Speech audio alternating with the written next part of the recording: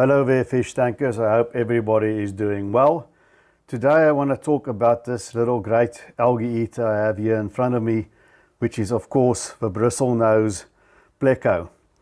Now as you can see, they are great algae eaters, and in general they fine in planted tanks.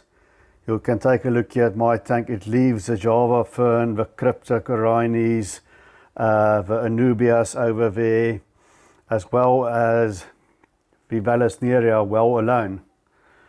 But there is one plant that it just can't seem to leave alone. Even though, as you can see, I feed them pieces of baby marrow, I thought it would be okay that they won't touch these plants.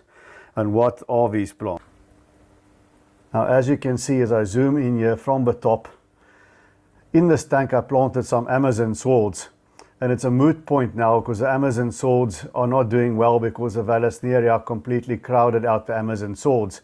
But what you can clearly see is somebody's been chomping away at those broad leaves of the Amazon swords. There you can see it as well. That's the Vallisneria, but there you can see Mr. Bristlenose pleco has been onto that Amazon sword leaf. So if there's one thing that you got to know with bristlenose plecos, they're great algae eaters for your tank.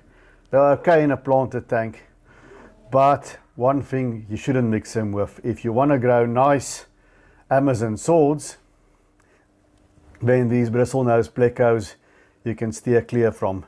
There's some Otocinclus in this tank. There's some Siamese algae eaters, but they do not touch the plants and they leave us Amazon swords well alone. I'll show you another tank quickly. Right here in the 29-gallon tank we've got some nice Amazon swords going here.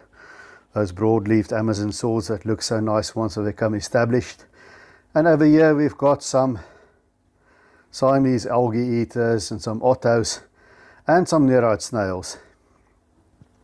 But they leave the Amazon swords well alone. No bristlenose plecos here. So the bristlenose pleco is a great addition to your aquarium. They don't grow very large, only about 15 centimeters absolute maximum, usually smaller than that. And they leave all your plants alone, just not these plants. So if you want to grow nice Amazon sword plants, stay away from bristlenose plecos. Well, that's it. Just a little tip that I thought. Keep in mind with bristlenose plecos and Amazon swords, those big broad-leafed plants with the soft broad leaves, the anubias are fine, they leave them well enough alone. But bristlenose plecos and Amazon swords, they don't mix unless you want to feed them an expensive snack. So that's it from me. Please give the channel a thumbs up, press that like button, and please give us a subscribe. I would greatly appreciate it. And until I see you again, keep on taking good care of those domestic denizens of the deep.